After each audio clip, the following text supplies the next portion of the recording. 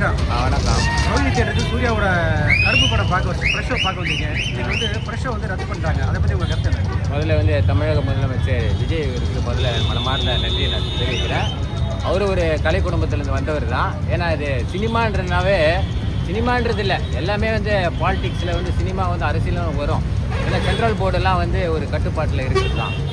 எனக்கு தெரிஞ்சு அந்த காலத்தில் 11:30 புரியல கோர்ஸ் ஷோ தான் இருக்குது. அதுக்கப்புறம் காலப்போக்கில் தேட்டர்கள் நிறையா இருந்தனால மல்டிமீட்டு நிறைய தேட்டர்கள் அதில் ஸ்டூடெண்ட்ஸுங்க அதிகமாக பட்ஜெட் எடுத்து அந்த கலெக்ஷன் சொல்லுவாங்க. நான் சொல்லுறது புரியுதா? 9 மணி ஆட்டம், 12 மணி ஆட்டம் இப்படி போட்டு 2.5 மணி நேரம் தான் படமே எல்லாமே, இல்லை ஒரு 3 மணி நேரம்லாம் கிடையாது. இதில் கலெக்ஷனுக்கோசம் இருக்கிறதுனால கொஞ்சம் சட்டம் ஒழுங்கு இதில் நிறைய அடங்கி இருக்குது. புரியுதா? ஒரு ரசிகர் மன்றம்னா ப்ரொமோஷன் பண்ணுவாங்க கண்டிப்பாக. அது வட சென்னை, மத்திய சென்னை, தென் சென்னை இப்படி மாவட்டங்களில் அந்த ரசிகர்களுடைய உற்சாகம் இந்த ப்ரொமோஷன் இருக்குது. அதனால் கொஞ்சம் அந்த சட்டம் ஒழுங்கு இருக்கிறதுனால ஷோ 11 மணின்னா இப்போ கொஞ்சம் கரெக்டாக இருக்குன்னு கவர்மெண்ட் திங்க் பண்ணுதான் நான் தெரியல. அதுதான் நினைக்கிறேன். இதுதான் உண்மை. ஏன்னா நிறைய பேர் இன்றைக்கி ஐடி துறையில் இருக்கவங்களாம் ஷிஃப்ட் மாதிரி வரும். அவங்க என்ன பண்ணுவாங்க, 9 மணி ஷோ படம் பார்த்துட்டு 2 மணிலாம் போய் ஜாயின் பண்ணிவிடுவாங்க. பார்த்துறீங்களா? ஷிஃப்ட்டு மூலியமாக தான் இப்போ படமே இப்போ ரிலீஸ் பண்ணுறாங்க. அதே 9 மணி இப்போ சின்ன பட்ஜெட் படம் இருக்குது.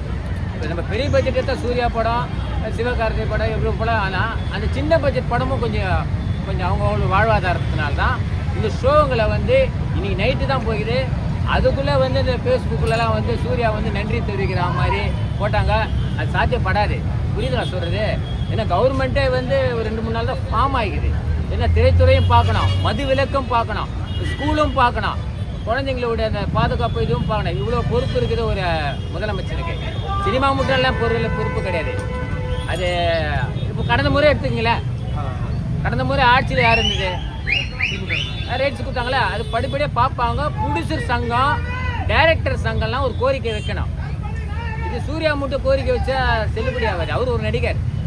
இந்த படத்துக்கு டைரக்டர் தரல, அவர் இருப்பார்.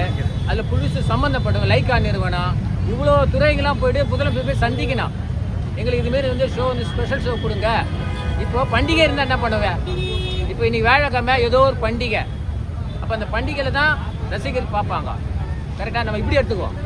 அப்போ இந்த பொங்கல் இதுமாரிலாம் வரதில்ல, அது அப்போ அந்த ஷோலாம் எப்படி பண்ணுவார் தான் என்னுடைய கேள்வியாக இருக்குது. அது ஸ்பெஷல் ஷோவை மாற்றுவாரா, இல்லை மேட்னி ரெகுலராக அந்த காலத்தில் இருந்து தெரியுமா? 11 மணி ஆட்டம் 4 ஷோவாக இருந்தது. இப்போ 5 ஷோ எடுக்கிறாங்க. அதனால் தளபதி அவர்களுக்கு திரைப்படத்துறையிலையும் ஒரு கண் இருக்கணும், தயாரிப்பாளர் சங்கத்திலும் கொஞ்சம் கண் இருக்கணும். மக்கள் மேலத்தில் கண் இருந்தாலும் வாழ்வாதாரம் திரைப்படத்துறையும் இருக்குது. அதில் ஒர்க்கர்ஸ் கிட்டத்தட்ட எவ்வளோ பேர் இருக்கா? ஒரு படம் வெற்றி அடைக்க அதில் 100 தொழிலாளிகள் இருக்கிறாங்க. உண்மையா இல்லையா?